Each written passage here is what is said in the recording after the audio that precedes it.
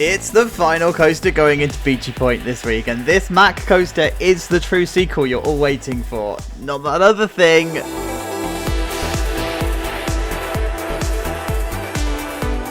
Hi you guys, welcome back to Planet Coaster, welcome back to Beachy Point. Thank you so much for coming along for the ride. I appreciate you spending the time with us. It's time to put the last coaster into the park, but don't be sad, we've got more coming. There's the Thought Park that's coming, and we've got a couple of Beachy Point episodes that are still to come, so we're not done yet, it's all good. And this is what we're putting into the park this week.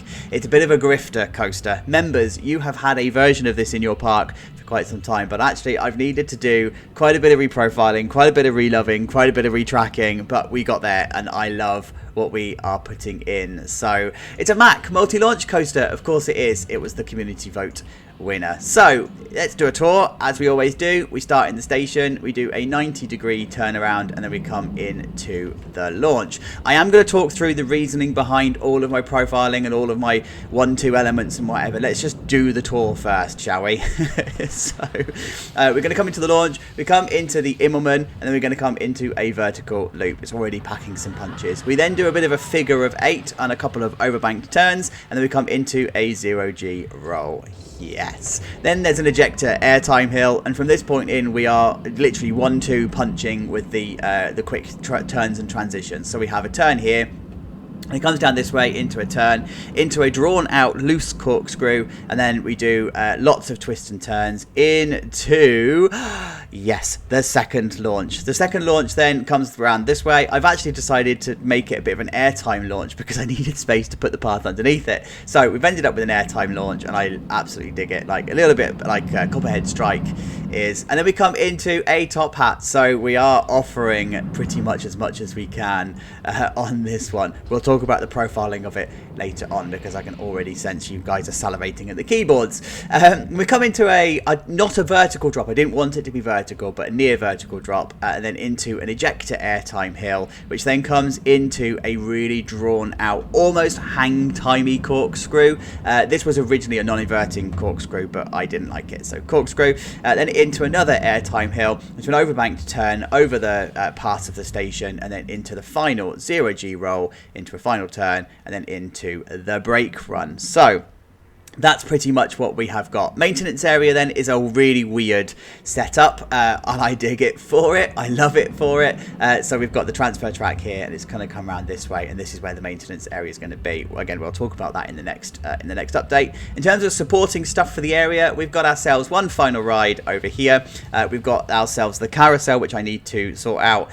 We've got the shops and stuff that are coming in. So we've got the photo unit that's awkwardly placed here, and we've got a couple of bits that are around here. And then, of course, there is the queue line. So let's see what this looks like when I get to work. See you in a minute. Hiya guys, it's been a busy couple of days, but I tell you what, I think I'm just about starting to get to grips with what an icon rival in a park like this is going to look like, because yeah, I like how this is coming together. It's taken some blood, sweat and tears, and I've had to do some reprofiling. I've taken some controversial decisions, shall we say. There's a few things that are a bit like, oh, okay, but it's coming together quite nicely. I do like how this is. And you know that we go for the idea of stylized over themed. Well, we're kind of flirting the line a little bit here because we're going for surf theme. I decided to roll the dice one more time. I didn't punish myself enough in the Raw Mile, so we're going to go around again and we're going to try the surf theme. But I quite like this. This feels a little bit better than the other surf theme that I did, you know, for the dive coaster.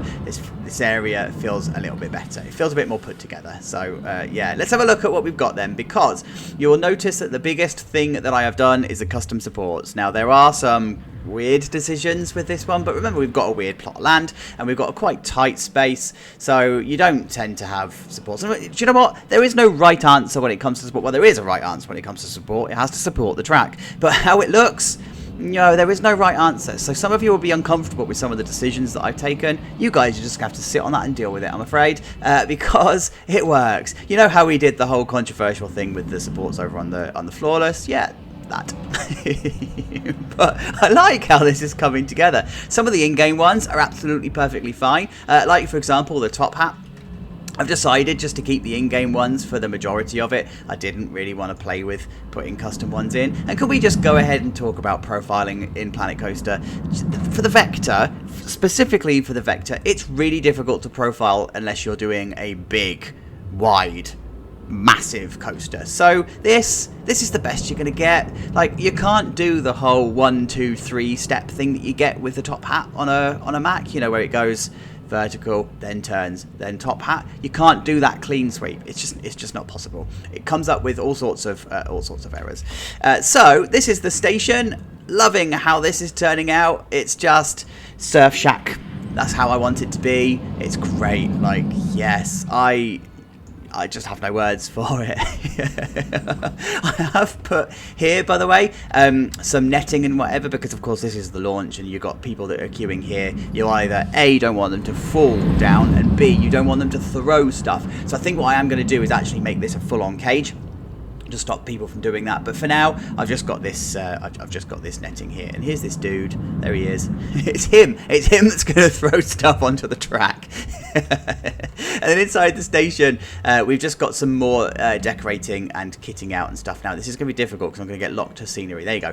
So this is what the station looks like from the inside. I'm going for like this rusticy type surf shack. This, yeah, I like it. I like with the brick archways and stuff. It's looking, it's looking good. And then we come to this bit here, so the turnaround and then into the launch. I originally didn't want a building here. This has literally only been added in the last, hour or so, because I just came up with this idea that it needed some kind of special effects. I actually wanted to play a video, but I think I'm going to put special effects in here instead, probably Steam. We need to forgive the clearance. It's clear. The envelope of clearance would still be okay here, but it's a bit tight. It's a bit of a tight squeeze. And I'm not sold with the idea of it being over the top of the launch. I did actually want it to be a completely fully exposed launch, but actually I quite like this, especially when you put the custom supports and stuff in. It kind of works. It kind of just sits there and it's okay. And the exit path is a little bit tight. You haven't got a lot of room here, but do you know what? You don't really need a lot of room. You just need enough headroom, don't you? And you're good. You're fine. Like the Smiler's exit is absolutely fine, even though it's a little bit tight in places. So ride photos. There we go. There's the ride photo booth. It's copying the same style as the actual main part of the building and the main station building, so this is kind of giving you a bit of an idea and a bit of a flair for what this is going to be. It's very out of the way. Like, this does not make sense as a retail unit at all. You are not going to catch many sales here, but where else would you put it? Like, you're quite tied with where you can put stuff. I had originally wanted the exit path to come down this way, but because of the clearance with the track and because of the way that it's profiled and the way it needs to be profiled for the maintenance area and whatever, I decided to just put the exit path down this way. Here's the queue line then. Queue line is just a big, massive cattle pen. I have left some gaps where I can put some trees and stuff, a little bit of foliage and whatever, so just give a bit of shade. But ultimately, this is pretty much all you would get. It doesn't need to be much more than this. And then the transfer track. So this is the transfer track. It's the exact size and profile that you need here. Now, you don't need much clearance in this space because you're not actually bringing a train onto this bit. So it's actually probably could, if it was slightly different, you could probably tuck it underneath the pathway and be done with it. A bit like Wickerman's is.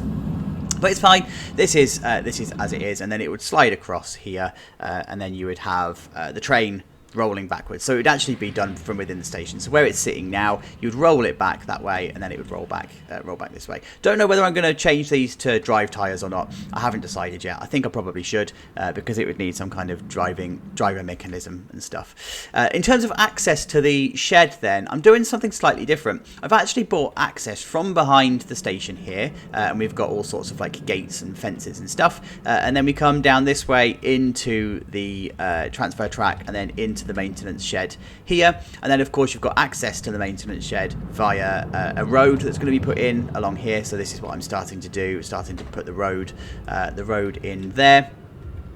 And yeah, like the reason I did this, by the way, was because I put in the catwalks for way I put in these catwalks, and I didn't really have anywhere for the catwalks to go, and I was like, well, I don't really want to put the emergency exit into this maintenance bay, so I needed a way of getting back up to the station or down to the maintenance bay. So that's why I ended up having the stuff here, and actually it's turned out all right. I mean, it's cool.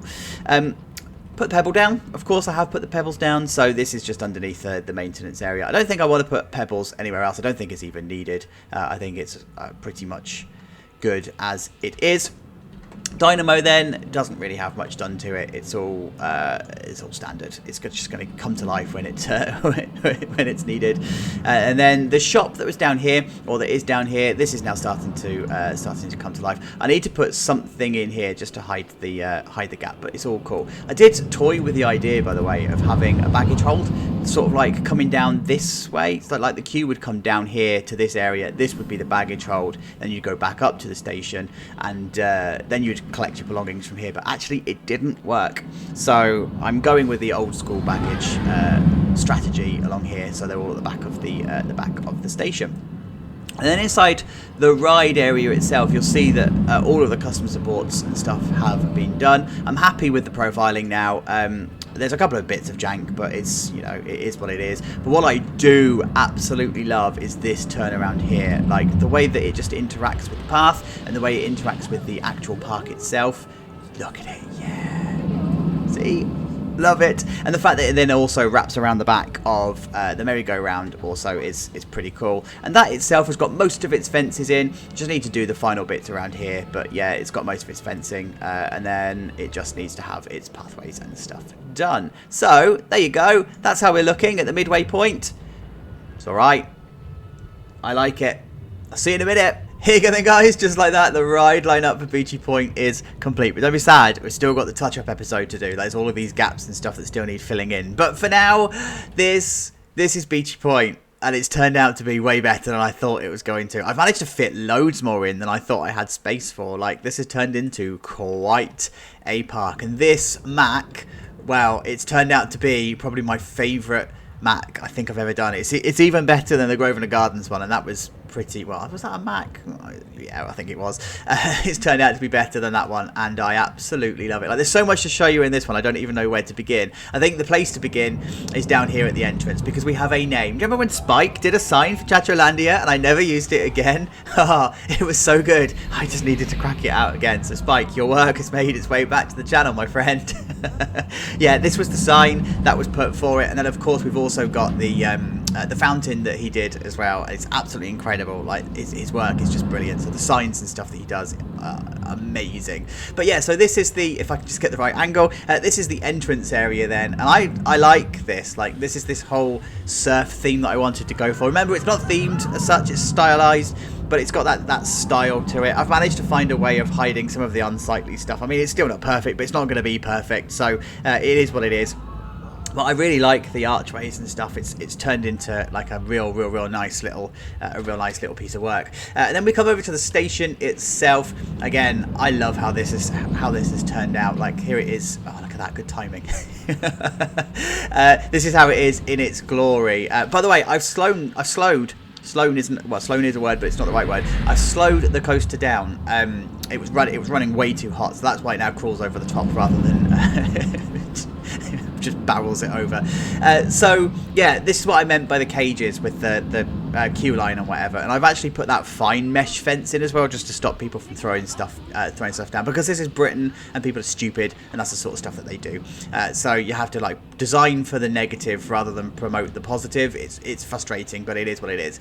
Inside the station, here it is. I've kept it nice and clean, nice and open, nice and tidy. Absolutely love it in here. The actual design and the style is quite nice as well. The fact that I've used the two different types of wood, one on the floor, one on the ceiling, and then of course you've got all the floodlighting and stuff. And there are special effects and whatever that happen inside here as the train leaves, so there is like a lighting package and whatever that you'll be able to see when we do the tour, because I'll probably do a nighttime bit. But yeah, so this is the station itself. And then the queue line, yes, the queue line just turned out really nicely, didn't it? Like, I always love it when you do the final touches and you put the path cover down, and it just makes everything nice and uniform, nice and tidy, nice and clean. And then you just put your queue line clutter and stuff down, and it just comes to life. I absolutely love it.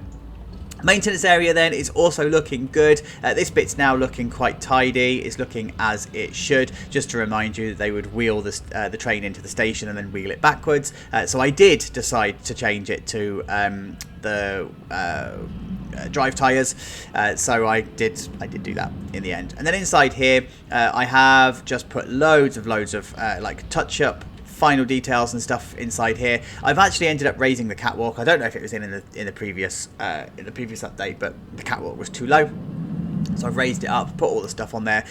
This idea of having the pillars coming through roofs and stuff, that works. Like, look at the Smiler and look at the Smiler shop. It's prevalent everywhere that you get this sort of stuff. So this is exactly what they would have done in this area. And yeah, it's just a nice little workshop. Flat roof, metal roof. That's all I wanted it to be. It didn't need to be anything else other than that. But lots of touch-up work with the foliage and whatever. Just brings it to life. I just like how you just get these barren areas with the pebbles, and then you get the dirt and the overgrowth and stuff that happens inside here. Like, I like it. I really, really like it.